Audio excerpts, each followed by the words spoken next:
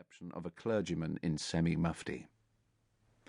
A military-looking man, his fair moustache strongly waxed, and carrying a dispatch box, walked down the platform beside the boat train. He selected a first-class compartment. Two men followed him closely, but unobtrusively. One posted himself by the window and kept a steady lookout onto the platform. The guard had just put his whistle to his mouth when a man came running down the platform. It was only a clergyman, and the man at the window gave a smile. With a rush, the clergyman made for the compartment. Frantically, he threw his bag, umbrella, and papers into the carriage. The train had just begun to move. I thought I'd lost it, exclaimed the intruder, taking off his hat and wiping perspiration from his forehead. It was a close shave. Oh, thank you, he added, as one of the men rather ungraciously picked up his bag and papers from the floor, at the same time eyeing him closely. But Hazell, in his disguise, opened the Guardian with an easy air, looking round at his three companions in such a naturally inquisitive manner as to thoroughly disarm them. The colonel lit a cigar and said, half apologetically, "I hope you don't mind smoking?" "Oh, not at all," returned the clergyman with an amiable smile.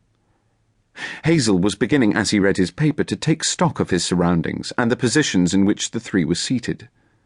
Immediately opposite sat Colonel von Kriegen, watchful and alert. Beside the colonel was the precious dispatch box. On the next seat, guarding the dispatch box on that side, sat one of the secret police agents, while the other had placed himself next to Hazell and, consequently, opposite the box, which was thus thoroughly guarded at all points. The chances of carrying out his plan were very much against him. He had really hoped to secure a seat beside the box. After a bit, he looked out of the window, watching the country as they sped through it. Once, just as they were passing through a station, he leant his head out of the window. The three men exchanged glances. The colonel smiled and shook his head. Hazell sat down, took out a cigarette, and placed it in his mouth. Then he began feeling in his waistcoat pocket for a match. As it was apparent that the clergyman could find no matches, the colonel's politeness came to the front. "Can I offer you a light, sir?" "Oh, thanks," replied Hazell, shifting to the edge of his seat. "Perhaps I may take one from your cigar." Every action that followed had been most carefully thought out.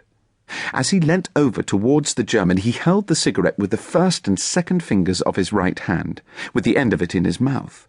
He kept his eyes fixed on the colonel's. Meanwhile, his left hand went out through the open window, dropped over the sill, remained there for a moment, then came back and crossed over the front of his body stealthily with the palm downwards. It was all over in a second before the three Germans had time to grasp what was happening.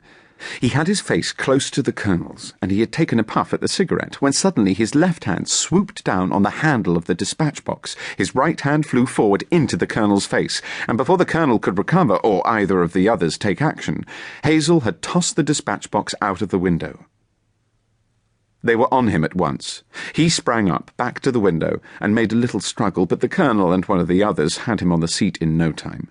Meanwhile, the third man had pulled the electric safety signal and looked back along the line. "I can see it!" he cried triumphantly. The whole affair had taken place so suddenly that the train began to pull up within 15 or 20 seconds.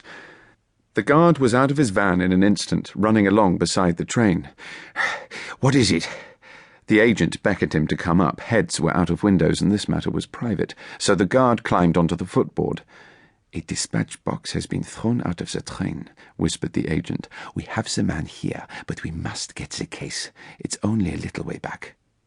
"Very good, sir," replied the guard quietly, waving an arm towards the rear of the train. The train began to reverse, and very soon a small dark object could be seen alongside the rails. As they drew close, the guard held out his hand, motionless. The train stopped, and he jumped off. "Is this it?" "Yes," exclaimed the colonel. "Thank you, guard. Here's something for your trouble. We'll hand the fellow to the police at Dovehalven." Colonel von Kriegen lit another cigar as the train went on and looked at Hazell.